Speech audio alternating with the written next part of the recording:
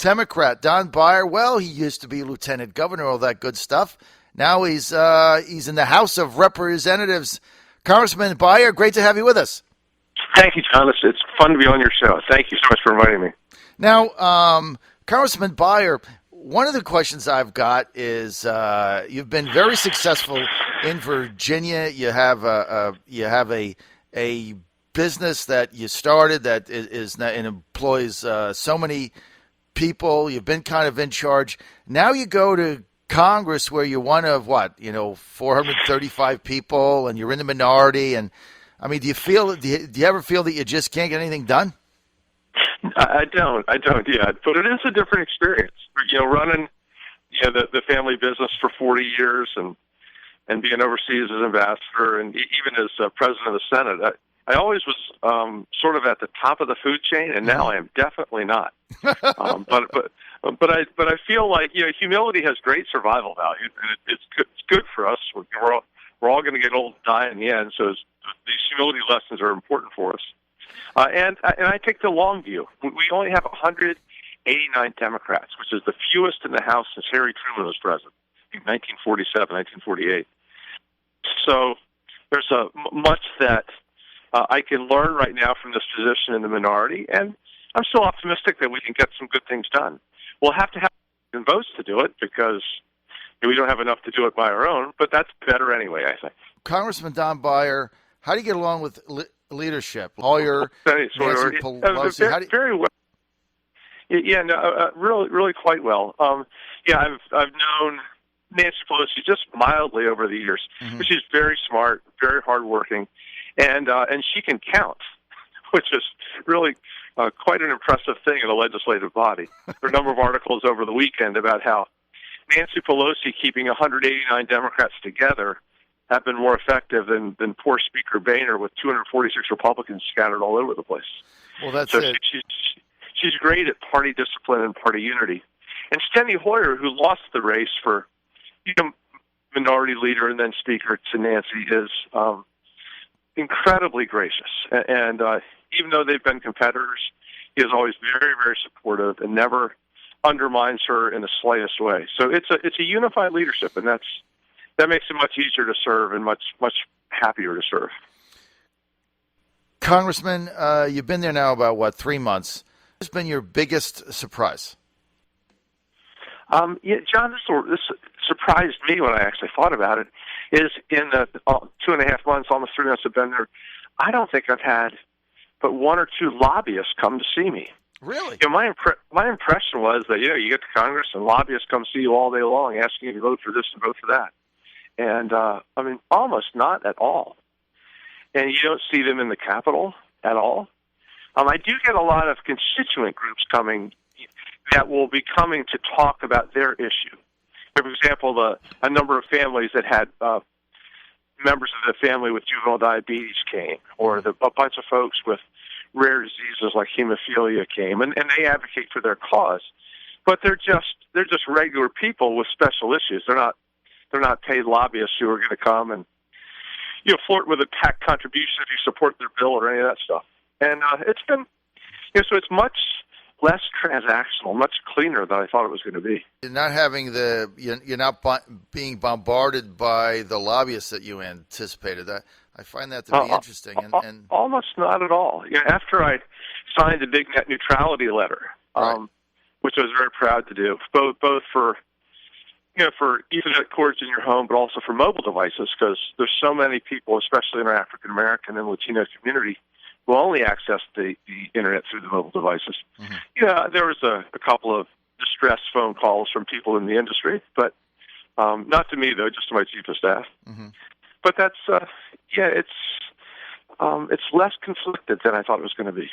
The other big surprise is you read the papers and you think that it's a bitter place where everybody hates each other and people won't talk to each other on the elevator. And that also has not been the case for me. Virtually everybody, Democrat and Republican, is warm and smiling and handshaking, and they don't necessarily vote with you, mm-hmm.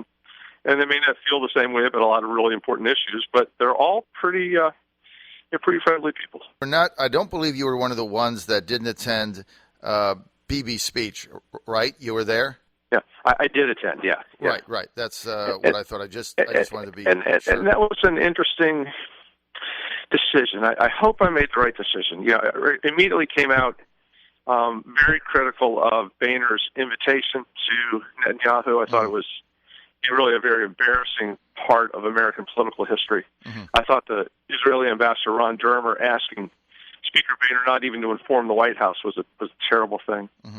But I also did think that the answer to poor speech is more speech. That I needed to show up to respect the relationship between Israel and the United States, and also just to listen to his argument. Turned out I didn't agree with it at all. But we've got some important votes probably coming up on Iran sanctions, and hopefully we'll have a deal. So I didn't want to be able to say, well, I'm one of the ones who closed his ears and refused to listen to the Prime Minister's argument. I listened, and I disagree, and I can go forward. Look, I think you did the right thing. We have Senator Tim Kaine on our show all the time, and I thought him not showing up was just a bad move. You can disagree, but he was there. He was in the well, so you should be there to hear what he has to say, and then decide after that. Congressman, what so far has been your number one frustration?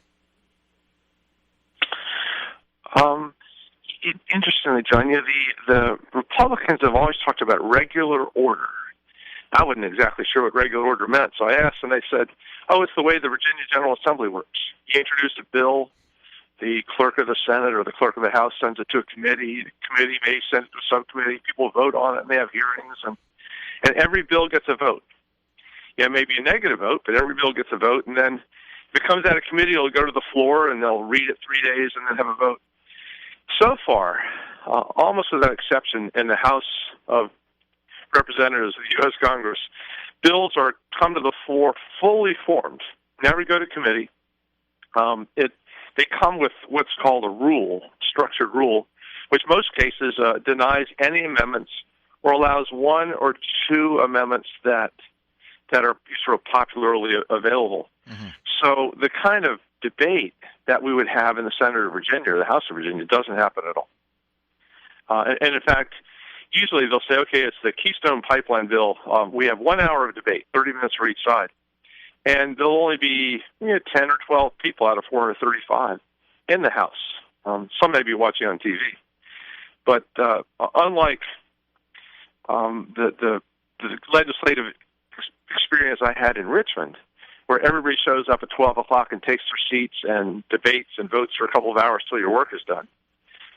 Nobody's there until time for votes, and they come and vote and leave. So it's a really, really different process, and one that really makes the debate part of it far less important. Well, that's really insightful, Congressman. Is that by design or by happenstance? Does it favor the one ruling party over the other? John, I'm new, but I've heard that I can't say, well, this is the Republican bad way of managing it, because I think the Democrats did it the same way when we were in control. Right. Part of it is probably that with 435 people, you can't have unlimited amendments, or every bill would take a year. So the limiting of amendments probably maybe makes some sense. The other really interesting part, John, and I hope this doesn't continue, is that in these first 10 weeks or something, other than a couple of bills that everybody agreed on, 435 to nothing bills, right. Only two contested bills actually made it through the Senate. So almost everything we were voting on was simply a message bill, symbolic. For example, the loading up all the anti-immigration amendments on the Homeland Security bill. Right. Or, we had repealing Obamacare for the 59th and the 60th time. Right. And that they're going nowhere in the Senate, and if they did somehow get out of the Senate, they'd be vetoed by the White House. So the only two in these first 10 weeks that have made it through the Senate are terrorism risk insurance, which the president, signed, and Keystone, which the president vetoed with a veto-proof majority. So really, we've accomplished one piece of legislation in the first 10 weeks. Right, and so other than small things that were uncontested. two arguments. One is, if you listen to my show, you know that I'm opposed to the 1970 cloture rule. I think that should be done away with so that the Senate can have a debate and they pass one way or the other. You know, as far as the president vetoing stuff, he's in control of the executive branch, and so that's his right. But I think to what you're saying, it has to be very frustrating because you spend all this time and you pass something, and then they can't get 60 people in the Senate behind it, so it isn't even heard. It just dies. Waste of time, right? Well, yeah, although I think if we do things in a more bipartisan fashion in the House, then we set the stage for getting an easy 60 votes in the Senate. And to be my most charitable interpretation of these first 10 weeks is that with 39 freshman Republicans, the Speaker wanted to give them each a chance to vote against abortion, to vote against the Affordable Care Act, to vote against the immigration reforms, to have all these nice votes to be able to take back home to their constituents wherever they live. And now spring has come, and we can start doing some real serious work in committees, Democrats and Republicans together, and actually produce legislation that makes the country move forward. Congressman Don Beyer, the 8th District of Virginia, Democrat. Congressman, what did you think of the letter 47 Republican senators sent to Iran criticizing Obama's potential deal? I was very, very discouraged. To me, that was a low point in U.S. diplomatic history, maybe U.S. Senate history. I just am not aware of any time in American political life that we have had the legislature weigh in to undermine a president's foreign policy initiatives before they've even come to fruition. Especially when, and I listened carefully to Netanyahu, when there's not much alternative. We can negotiate a deal with Iran, or we can, try to wage war, which every general, Israeli and American, says will do nothing but set them back 2 years and increase the resolve to build weapons ultimately. Mm-hmm. So we have to have a political solution. So it just baffles my mind that they would try to undermine it, especially at the sensitive time when Secretary Kerry is in Geneva trying to get a framework. Congressman, a couple more quick questions. We're out of time. The emails from Hillary Clinton using her own personal server. A lot of people now not comfortable with that, not comfortable with her press conference. What say you? Oh, I'm very much hoping this is a tempest in a teapot. I'm very glad that she is releasing all of these emails that had anything to do with official government business. So they'll all be part of the record, and we can all read them, and especially our investigative journalists. I certainly think she was trying to make her life easy, and I think she said pretty clearly, it turns out that it didn't make her life easy. No, it actually did the opposite. She probably should have followed the rules, right? Yeah, and I'm not even sure quite what the rules were. When I went overseas to Switzerland as ambassador, they gave me the Beyer D at state.gov website, and that's where everybody wrote me. Yeah. Except friends, but then they weren't writing me on official business. And Obama's amnesty edict that is still now in limbo based on the court ruling in Texas. But if that goes through, the IRS is saying many of these illegals are going to be eligible for earned income tax credits going back 48 months. That's basically welfare. Do you think that's right? That's a little harder to sell. I think what the president was trying to do was, and by the way, I share the president's frustration that the Senate passed a bipartisan immigration reform bill that wasn't perfect, but it met so many of the needs of not just the folks there, but also of the business community and for a greater culture. And the House, because the 246 Republicans have such varying views themselves, there's no one Republican idea that they could pursue. Steve King, Iowa, would just as soon send all 12 million back to their country of origin, and others more moderate would try to find ways to keep the dreamers here, et cetera.